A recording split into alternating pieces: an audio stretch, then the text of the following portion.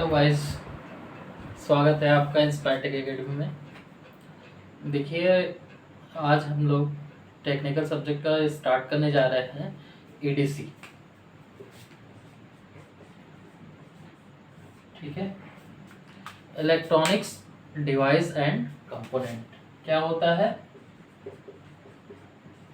Electronics devices and component. ठीक है, इसके बारे में हम लोग स्टार्ट करने जा रहे हैं।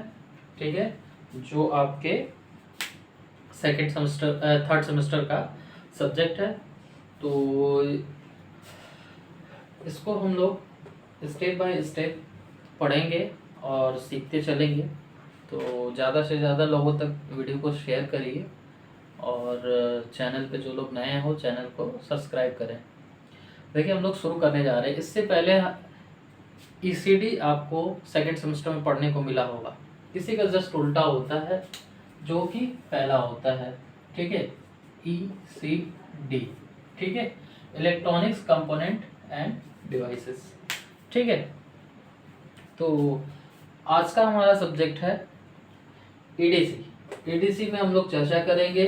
तो ईडीसी में आपको पढ़ना क्या क्या है, इसके बारे में आपको हम एक बार चर्चा कर ले रहे हैं। फिर उसके बाद हम लोग स्टेप बाय स्टेप चीज़ों को पढ़ना शुरू करेंगे। ठीक है, तो देखिए, इसमें हमको एक चीज़ पढ़ना है, मल्टी स्टेज एम्पलीफायर्स। क्या पढ़ना है? Multi stage amplifier. अब मल्टी स्टेज एम्पलीफायर में आप ईसीडी में एम्पलीफायर के बारे में पढ़े होंगे, सिंगल स्टेज एम्पलीफायर के बारे में भी आप लोग पढ़े होंगे।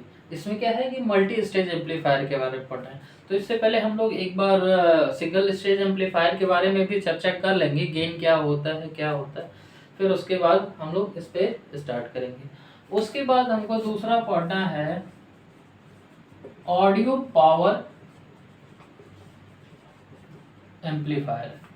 ठीक है, ये जनरली जो मल्टी स्टेज एम्पलीफायर होते हैं या सिंगल स्टेज एम्पलीफायर होते हैं, ठीक है, ये तो आपका होते हैं। बट ये जो ऑडियो पावर एम्पलीफायर होते हैं, ये स्पेशल टाइप के एम्पलीफायर होते हैं। ये केवल जो आप लोग वॉइस आप लोगों का जो होता है उसके लेवल को बढ़ाते घटाते हैं इसमें। ठीक है, तो ऑडियो पावर एम्पलीफायर के बारे में भी हम लोग पढ़ेंगे। इसको जनरली हम सिग्नल एम्पलीफायर भी कहते हैं। ठीक है, और ये देखिए, इसको हम पावर एम्पलीफायर कहते हैं। यानी कि सिग्नल को एम्पलीफाई करेगा ये वाला, और सिग्नल के पावर को एम्पलीफाई करेगा ये वाला। ठीक है, तो दोनों का अपना अपना अलग अलग जगह पे यूज़ है। आगे हम यूज़ के बारे में भी चर्चा करेंगे और देखेंगे। हम लोग सारे सब चैप्टर्स को ब्रीफ में पढ़ते चलेंगे। ठीक है, इसके बाद आता है आपका फीडबैक एम्पलीफायर। ठीक है, फीडबैक एम्पलीफायर। तो फीडबैक एम्पलीफायर में क्या होगा कि जनरली यही सब एम्पलीफायर होंगे। इसमें एक आउटपुट से फीडबैक इनपुट को फिर से कुछ पार्ट आउटपुट का इनपुट को दे दिया जाता है, जिससे कि उसमें जो एरर्स वगैरह हैं उसको हम दूर करके उसको कंट्रोल कर सकें। यानी कि जो फीडबैक एम्पलीफायर होते हैं वो एक तरीके से कंट्रोल्ड एम्पलीफायर होते हैं। बाकी इन दोनों की अगर आप बात करोगे तो ये दोनों कंट्रोल्ड नहीं होते हैं। ठीक है, और हम फीडबैक एम्पलीफायर को कंट्रोलिंग के माध्यम से हम लोग कर सकते हैं। इसमें देखो, आपको पॉजिटिव फीडबैक एम्पलीफायर पढ़ने को होगा, नेगेटिव फीडबैक एम्पलीफायर पढ़ने को मिलेगा। ठीक है, उसके बाद देखेंगे कि हम ट्यून्ड एम्पलीफायर, पांचवा जो चैप्टर होगा वो हमारा ट्यून्ड एम्पलीफायर। ठीक है, इसके बारे में हम लोग चर्चा करेंगे। तो ट्यून्ड एम्पलीफायर में क्या होगा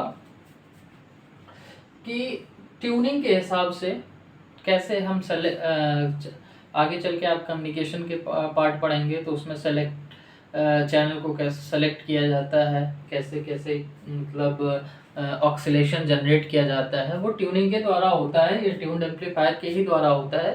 तो उसके बारे में भी हम लोग चर्चा करेंगे और पढ़ेंगे, ठीक है। फिर उसके बाद जो है आपका ऑसिलेटर, साइनोसॉइडल ऑसिलेटर, मतलब ऑसिलेटर्स के बारे में हम लोग पढ़ेंगे कि ऑसिलेटर्स क्या क्या होते हैं, और वो भी ट्यून्ड एम्पलीफायर से ही बने होते हैं ऑसिलेटर्स, तो उनके बारे में पढ़ेंगे, ठीक है। उसके बाद जो है हमारा वेव शेपिंग,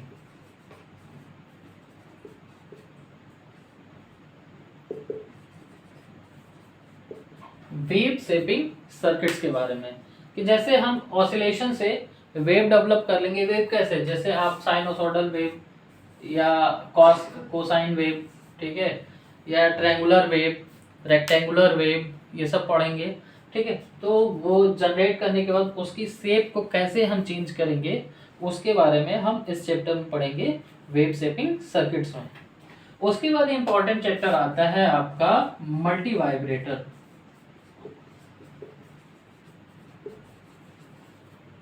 क्या आएगा, मल्टी वाइब्रेटर्स।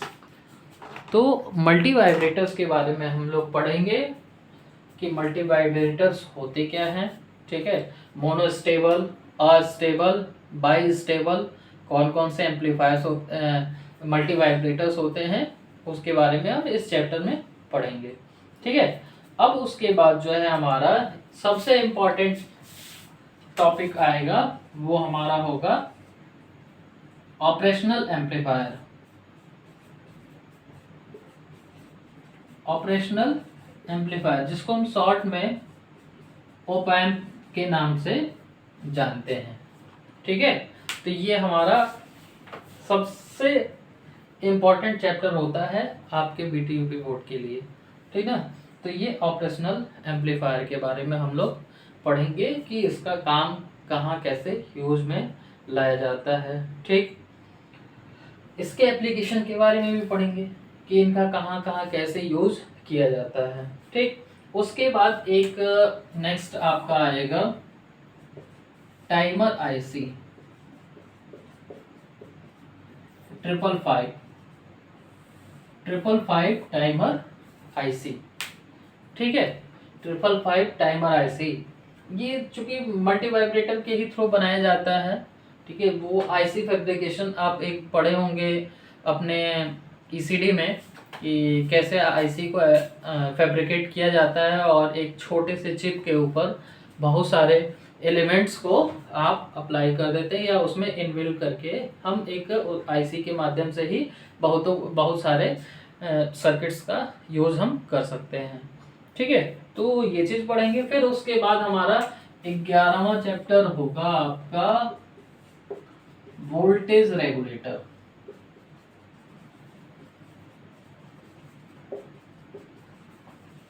वोल्टेज रेगुलेटर, जैसे कि अभी ईसीडी में आप लोग पढ़े होंगे जीनस डायोड, जीनर डायोड का यूज हम वोल्टेज रेगुलेशन में यूज करते हैं।